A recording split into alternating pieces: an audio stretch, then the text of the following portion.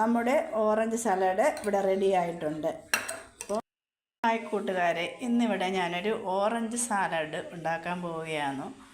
ഇപ്പോൾ എനിക്കിന്ന് വീട്ടിൽ ഇന്ന് ഓറഞ്ച് ഉണ്ടായിരുന്നു. അപ്പോൾ ഞാൻ വിചാരിച്ച് ഓറഞ്ചിൻ്റെ സാലഡ് ഉണ്ടാക്കാമെന്ന് വിചാരിച്ചു. അപ്പോൾ ഞാൻ അതിനകത്തേക്ക് എടുത്തേക്കുന്നത് 2 ഓറഞ്ച്, കറിവേപ്പില, പിന്നെ ഏതാണ്ട് വെളുത്തുള്ളി, കാന്താരി ഇവിടെ ഉണ്ടായതുകൊണ്ട് ഞാൻ കാന്താരി എടുത്തു. കാന്താരി ഇല്ലാത്തവർക്ക് പച്ചമുളക് ഉപയോഗിക്കാം.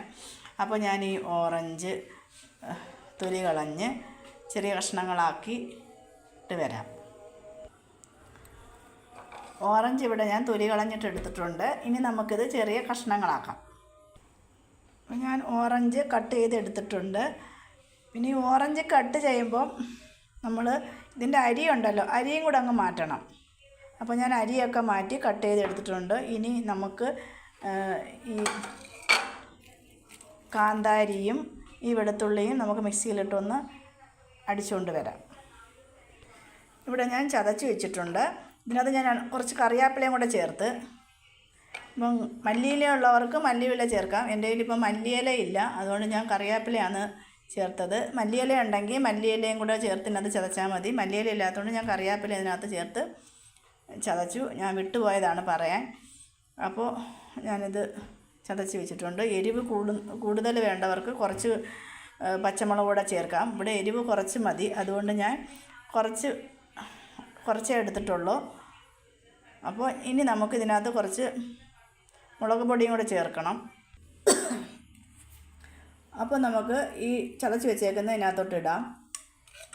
പിന്നെ നമുക്ക് ആവശ്യത്തിന് ഉപ്പിടാം. ഉപ്പ് താണ്ട് ഗ്ലാസിൻ്റെ കുപ്പിയിൽ വേണം നിങ്ങൾ സൂക്ഷിക്കാൻ. പ്ലാസ്റ്റിക്കിൻ്റെ കുപ്പിയിൽ ഉപ്പ് വെച്ചേക്കരുത്, ഗ്ലാസിൻ്റെ കുപ്പിയിൽ വേണം. അതിൽ കല്ലുപ്പാണിത്. കല്ലുപ്പ് മാത്രമേ ഉപയോഗിക്കാവൂ. കല്ലുപ്പാണ് നമുക്ക് ആരോഗ്യത്തിന് നല്ലത്. അപ്പോൾ നിങ്ങൾ ശ്രദ്ധിക്കണം. കല്ലുപ്പ് വാങ്ങിച്ച് പൊടിച്ച് ഗ്ലാസിൻ്റെ കുപ്പിയിൽ സൂക്ഷിക്കണം.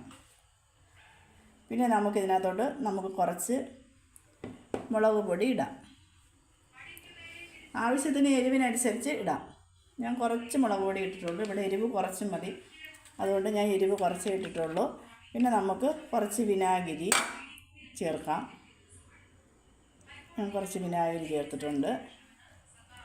നമ്മുടെ ആവശ്യത്തിന് ചേർക്കുക. പിന്നെ നമ്മുടെ ഈ കറിവേപ്പില അല്ലാത്ത കറിവേപ്പിലയും കൂടെ നമ്മളിതിനകത്തോട്ട് ചേർക്കുക. അത് ചേർത്തിട്ടുണ്ട്. പിന്നെ ഇത് നമുക്ക് നല്ലോണം ഒന്ന് ഇളക്കി നല്ല ടേസ്റ്റാണിത് കേട്ടോ. നമ്മുടെ വീട്ടിൽ എന്താ ഉണ്ടാക്കുന്നതെന്ന് വെച്ചാൽ നമുക്ക് ഇതുപോലെ ഇപ്പോൾ ഓറഞ്ച് കിട്ടിയത് കൊണ്ട് ഞാൻ ഓറഞ്ച് ഇങ്ങനെ ഓറഞ്ച് വെച്ച് ഇങ്ങനൊരു സാലഡ് ഉണ്ടാക്കാമെന്ന് വിചാരിച്ചു.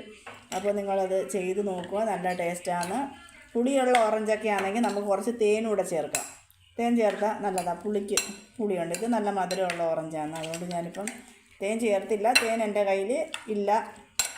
അപ്പോൾ നിങ്ങളിതുപോലെ ചെയ്ത് നോക്കുക. നല്ല സാലഡാണ്, ഇതൊരു വെറൈറ്റിയാണ്. അപ്പോൾ നിങ്ങൾ ഇത് ചെയ്ത് നോക്കണം.